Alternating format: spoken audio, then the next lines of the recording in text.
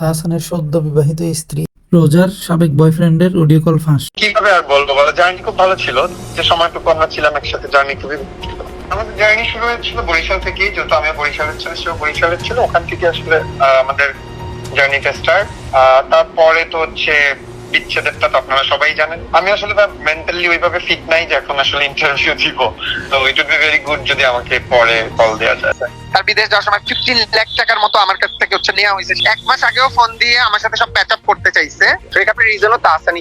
না, কষ্ট তো নাই। মানে কি বলে যে আমি তো 9 বছর রিলেশন করছি, তো আমারও 9 বছর ভালোবাসা আছে। সো কষ্ট তো নেই। না, এরকম কোনো মেমোরি আপাতত রিকল করতেছে না। সো মানে আছি, ভালো আছি। মধ্যে আমাদের মধ্যে ব্রেকআপ হয়েছে, বাট তারা যখন দেখতেছি বিভিন্ন নিউজ পোর্টালে বলতেছে যে 1 বছর ধরে তাদের সম্পর্ক আগাচ্ছে। তো মানে আমি জানি না আসলে এটা সত্য কতটুকু মিথ্যা কতটুকু, বাট আমাদের সাথে 3 মাসে 3.5 মাসের মতো হয়েছে ব্রেকআপ হয়েছে। মানে ব্রেকআপের রিজন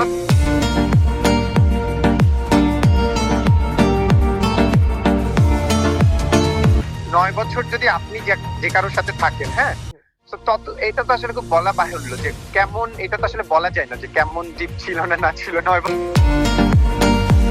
বছর আমাদের চাইল্ডহুড প্রেম ছিল। So you know very well, childhood প্রেম থেকে শুরু করে ওর ক্যারিয়ারে আজকে এই জায়গাতে আসছে, সেখান থেকে শুরু করে ইউএসএ তে গেছে, সেখানেও আমার একটা কন্ট্রিবিউশন ছিল।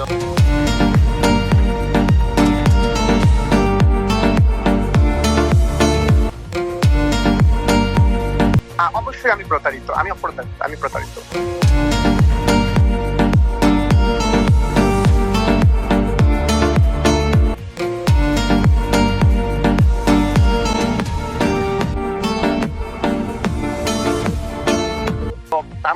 আমার রিলেশনশিপ ব্রেকের জন্যই সেই রিজনটা ছিল তার।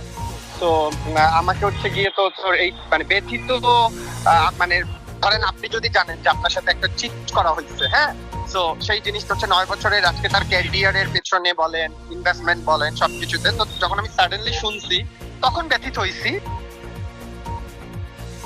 বছরের নাকি রিলেশনশিপ, বাট আমি কনফার্ম দিতে পারি এটা ফেক, কারণ I have all prove and everything যে আমাদের মধ্যে 4 মাস শুধু ব্রেকআপ হয়েছে।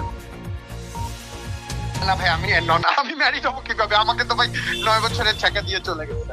এবং তার বাবার স্টোরি হয়তো আপনাদের কাছে জানা আছে। আমি আপনাকে একটা নিউজ পাঠাচ্ছি। তার বাবা কিন্তু আওয়ামী লীগের এই কি বলে যে শীর্ষ সন্ত্রাসীর কাতারে, এবং ক্রসফায়ার হয়েছে একজন নারী। আমি তার সম্পর্কে বাজে কথা বলতে চাই না। এবং আরেকটা জিনিস আপনাকে বলে, তারা ফলো করে প্রচার করছে যে নিউ ইয়র্কের কি বলে ম্যানহাটন নাকি জানি, সরি নিউ ইয়র্কের না, ম্যানহাটন না, নিউ ইয়র্ক ইউনিভার্সিটি থেকে সে কসমেটিক্সের উপর ডিগ্রি লাভ করেছে। হ্যাঁ, আমি আপনাকে আজকে এই জিনিসটা বলি, আপনি তো একজন সাংবাদিক, আমি নিজেও পড়াশোনা করেছি সাংবাদিকতা বিভাগে, আপনি একটু অনুসন্ধানী করে নেবেন। নিউ ইয়র্কে ইউনিভার্সিটি একটা আছে, কিন্তু এই রিলেটেড কোনো সাবজেক্ট নাই, আর সে কিন্তু ইন্টার পাস মানে এইচএসসি পরীক্ষা দিচ্ছে।